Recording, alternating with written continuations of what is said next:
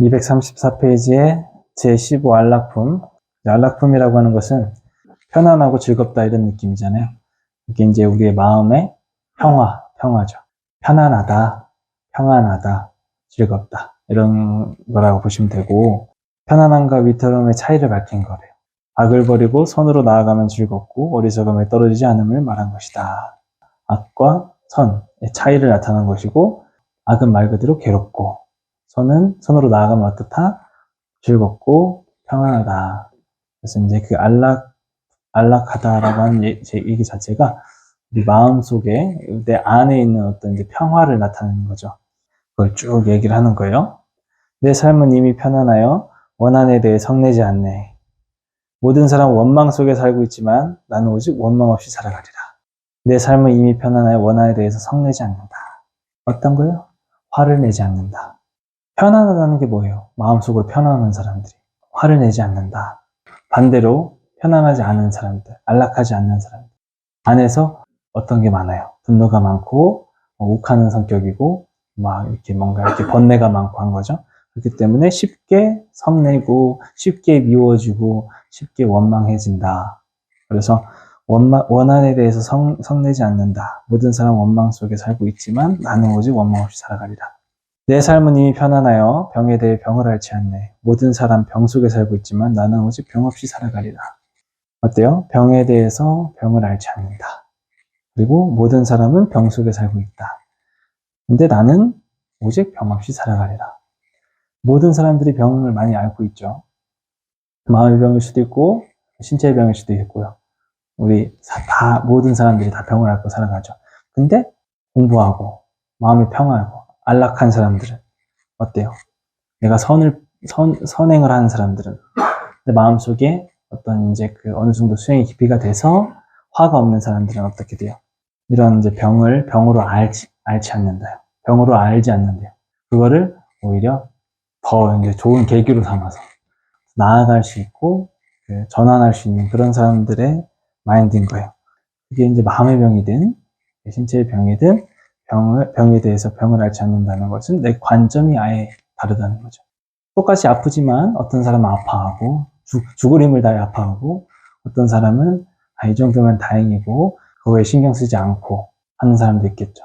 똑같은 조건, 똑같은 환경, 똑같은 어떤 이제 고통이라도 사람에 따라 다 왜 느끼는 고통의 깊이가 다를까? 그 부분이라고 생각하시면 돼요. 그래서 어떤 사람은 병에 대해서 병을 앓지 않는다 할 수 있는 부분이 내가 그 괴로움을 괴로움으로 알지 않는다. 병을 병으로 알지 않는다. 크게 생각하지 않는다. 그렇게 막 이렇게 두 번째 화살, 나 스스로가 자꾸 진흙탕에 빠져서 늪에 빠져서 괴로움의 늪에 빠져서 생각을 계속해서 어떻게 안 좋게 가져가지 않는다. 이 얘기를 하는 겁니다. 모든 사람은 다 병 속에 살고 있지만 나는 그 병을 병으로 생각하지 않는다. 이 얘기를 하는 거예요. 그래서 내 삶은 이미 편안하여 근심에 대해 근심하지 않네. 모든 사람 근심 속에 살고 있지만 나는 오직 근심 없이 살아가리라. 똑같은 거죠. 근심도 마찬가지로 생각, 부정적인 생각, 걱정, 번뇌 이런 거잖아요. 다 그런 생각이 너무 많은데 그러한 것을 내가 어떻게 보면 쓸데없는 생각이라고 여긴다. 내가 발생하지도 않는 일을 내가 병적으로 나의 어떤 트라우마적으로 나의 과거에 빗대어서 나의 경험에 빗대어서 아무것도 아닌데 근심한다. 저 사람이 날 공격할 것 같고 저 사람이 날 싫어할 것 같고 내가 저 사람을 싫어하는 것 같고 다 마음에 안 들고 여러 가지 인해서 내가 불편하니까 근심을 느끼는 거죠. 그래서 그 불편하고 근심을 느끼는 부분에 대해서는 내가 어떻게 돼 있어요? 내 스스로가 만들어낸 허구적인 꿈 같은, 거품 같은, 그림자 같은, 번개 같은 그러한 것이란 말이에요. 그렇기 때문에 근심 속에서 살아가지 않는다. 되게 간단하지만 어떤 대부분의 사람들이 해당이 되는 말이죠. 내 삶은 이미 편안하여 맑고 깨끗하여 걸릴 것이 없네. 즐거움을 양식으로 삼아 살아가리. 마치 저 광음청과 같이. 자, 이렇게 보면은 여기 이제 요 위에서부터 원한, 병, 근심이라고 하는 것에 대한 어떤 이제 마음에 대한 답이 나왔죠. 맑고 깨끗하여 걸릴 것이 없다. 이 걸릴 것이 없는 마음이라고 하는 것이 답인 거예요. 위에 원한에 대해서 성을 내지 않는 것도 걸릴 것이 없어야 가능한 일이고요. 그다음에 병에 대해서 병이라고 생각 안 하고 그렇게 막 이렇게 병을 앓지 않는 것도 좀 그 병에 대해서 너무 과하게 걸릴 것이 없어야 되고요. 또 근심에 대해서도 내가 생각하는 거에 대해서 너무 몰두하고 너무 안 좋게 생각하고 너무 내 이기적으로 생각하고 돌아보지 못하고 객관적으로 보지 못하고 그 사람의 관점을 보지 못하고 내가 시각을 바꿔서 생각하지 못하고 이러한 것이 다 걸리는 거거든요. 그래서 이 걸린다, 마음이 걸린다. 그래서 이 걸리는 게 없는 마음을 최종적으로 저희가 깨달아야지 이 위에 세 가지가 다 된다. 그래서 맑고 깨끗하여 걸릴 것이 없네. 즐거움을 양식으로 삼아 살아가리. 이것이 곧 안락품이죠. 네. 평화, 마음의 내면의 평화를 가지고 오게 만들기 위해서는 저희 마음은 일단 기본적으로 걸릴 것이 없어야 된다.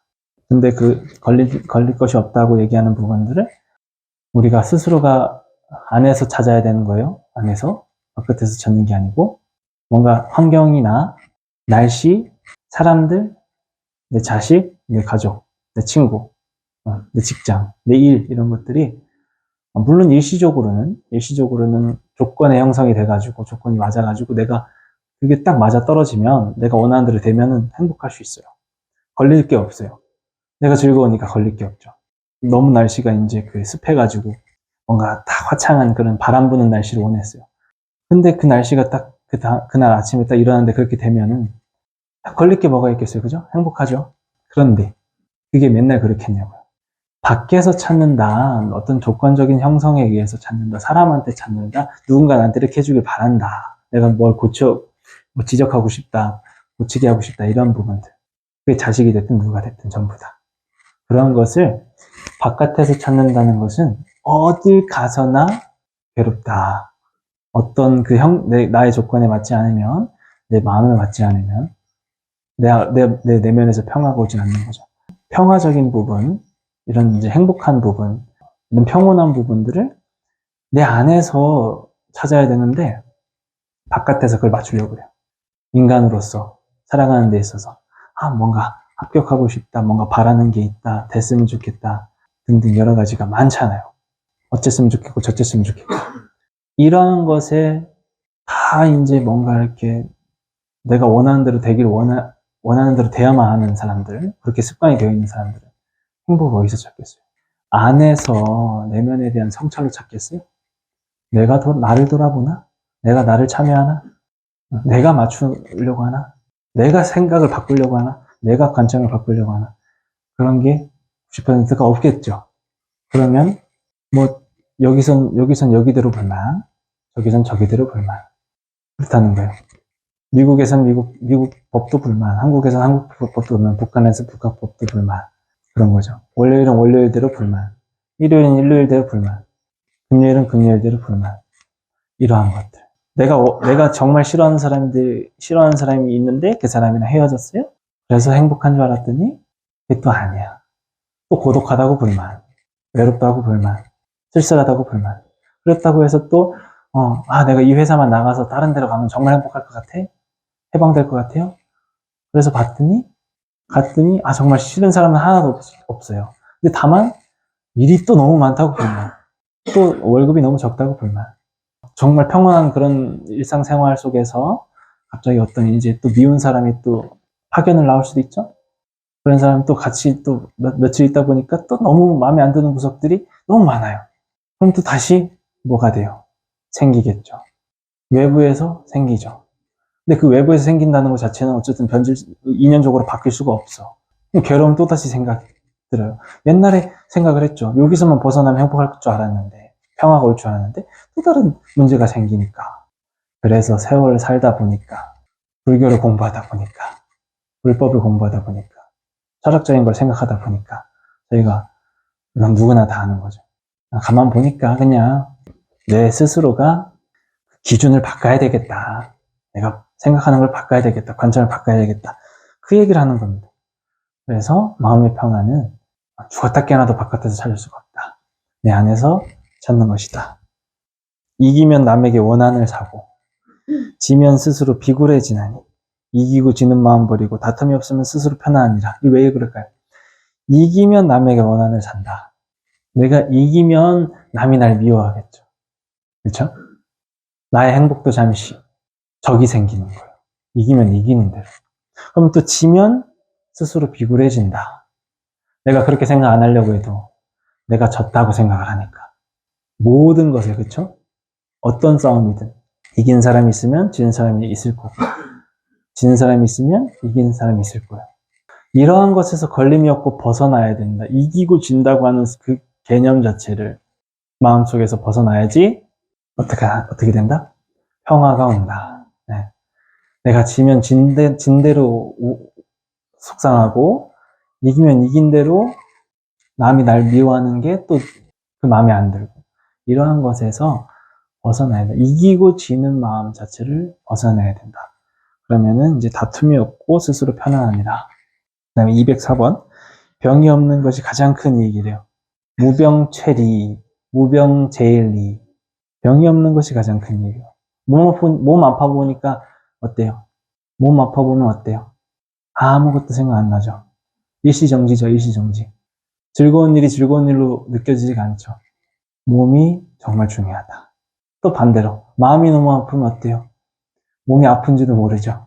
그만큼 몸과 마음은 연결되어 있고, 그 중에서도 병이 없는 것이 가장 큰 이익이라 이렇게 얘기하는데, 병이라고 하는 것 자체가 이제 그 마음의 병도 있고 신체적인 병도 있잖아요. 그래서 그것을 얘기하는 겁니다. 그래서 만족을 하는 것이 가장 큰 재물이다. 우리가 마음에 걸림이 일단 1차적으로 없으면 평화롭다고 얘기를 했죠. 아까 이러한 것들이 이렇게 마음에 일어나지 않으니까. 근데 그건 이제 평화로운 것이고, 그 다음에 어떤 것이 또 필요해요.